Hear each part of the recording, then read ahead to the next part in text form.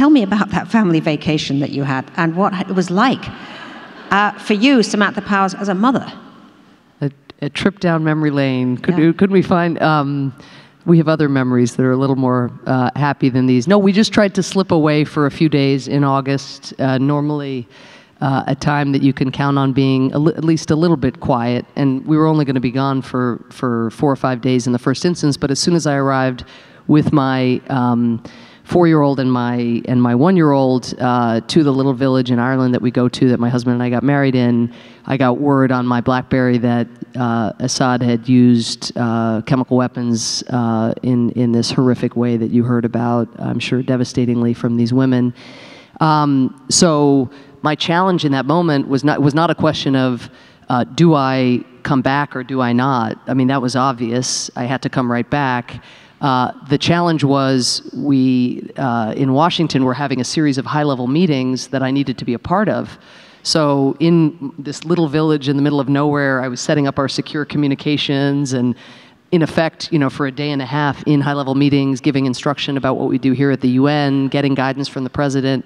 But it meant I couldn't get on a plane because I'd be missing these discussions and missing the opportunity to give guidance.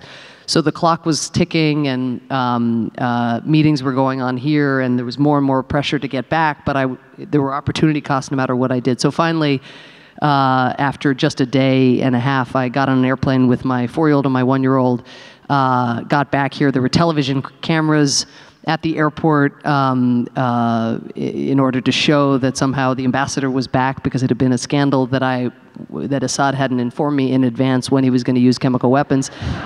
Aren't you glad you don't have problems like these days?